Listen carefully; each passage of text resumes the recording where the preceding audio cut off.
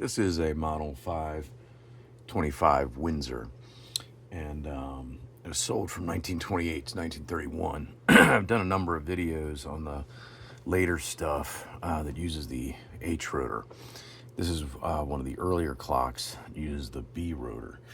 So I wanted to just do a time-only clock that has a B rotor, make a video of it because I've done so much with the H rotors. So this has a lot of stuff that is common to this era of clock. Now, what I usually do is take a clock and tear it down and rebuild it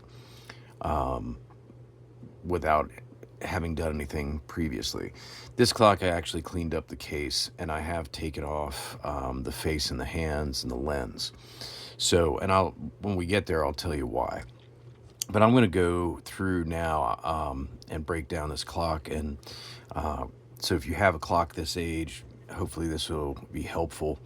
They're not all the same, but they have these kind of common characteristics. These older ones have this separate cord that plugs in. And this can be bypassed if you don't have the original cord. You can take a lamp wire with a regular plug, swap out so that it has the leads that fit over these right here, and power the clock. You can also rewire the original cord. I have a video that I've made separately about that because that is something, some people say that this cord is dangerous, and it is dangerous if it's rewired incorrectly. And it's a real pain to rewire it correctly, but it can be done. And I have a video where I talk about that if you're interested. But right now I'm just going to talk about get a clock like this, how to take it apart. So you might notice there are these nuts, and I do not know why they decided to use these. Because you can't just take a flathead screwdriver and remove them usually. There's a section in the middle that this is threaded to that prevents you from doing that. Since I've already taken this apart, I can do that, so that's what I'm going to do. Otherwise, what you have to do is you have to sort of get in there sideways and turn it a little bit at a time, or take a small pair of pliers like this, turn it a little bit at a time. So anyway, this is kind of a pain, but it's doable. It's not an insurmountable thing. And this one, I'm having to do it a little at a time because I don't have enough to put the whole screwdriver in there. Now I do. But this is where it's going to start, is removing these nuts from the back here. And a lot of these old wooden models use these nuts to hold the movement to the case. Now, once I remove that, this right here, this collar, should come up and off, and then the movement is completely, everything else inside is attached, should slide out the front. Okay, so now we're looking at this right here, and what we want to do is we want to take off the lens so we can take off the hands, so we can get to the movement and clean it. So the first step to taking off the lens are these little nuts right here, which are on those threaded posts that those weird nuts were on that I just took off. So what I'm going to have to do is take these off. And what I usually do with these, they're so small, instead of trying to find a socket or a wrench that fits, I just use this right here, and it's not too difficult at all. Once you get them started, they come right off. So this is the sort of the original setup that they used to hold the lens in and the bezel. And it's, I mean, I think that they came up with a better way of doing it later on when they switched to the H rotors. But this is how it works. So you have these 3 posts, and they're held onto the back plate with those nuts I just removed. And once you take those nuts off, then you can lift the bezel up like this, and it's a kind of sticky situation. and then you can get at the lens to remove it. Now, not gonna be a problem typically to remove the sweep hand,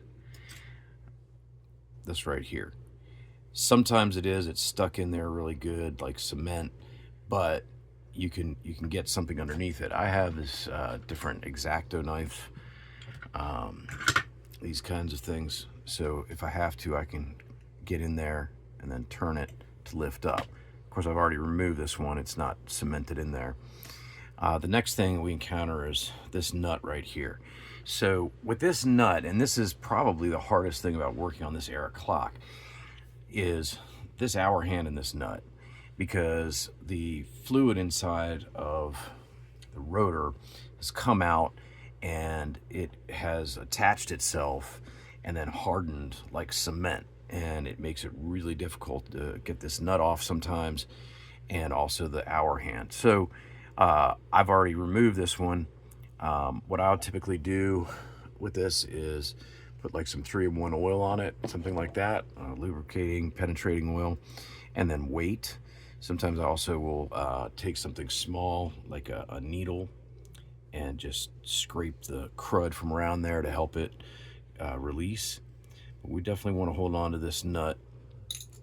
The minute hand is typically not hard to remove.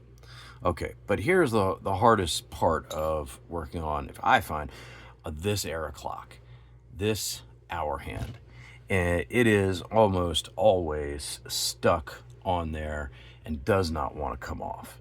So again, the lubricating oil is helpful, but it can be a bear. Okay, and the danger is to get a screwdriver in here and try to remove it and slip and scratch the face.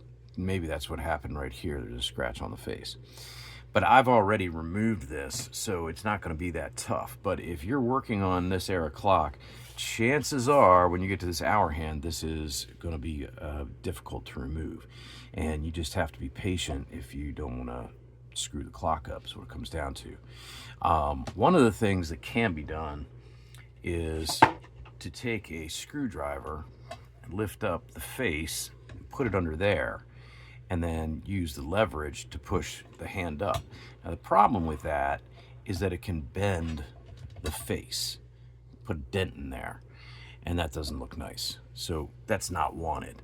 Okay, I have done that before successfully, and I've also done it where I've put a little dent in the face. Don't want that. The reason this came off that easily is because I already struggled with it and wrestled it off there. So anyway, that's something to know. And then after that, the face can be removed. I'm going to stop here and pick up with a part 2 about taking the movement apart.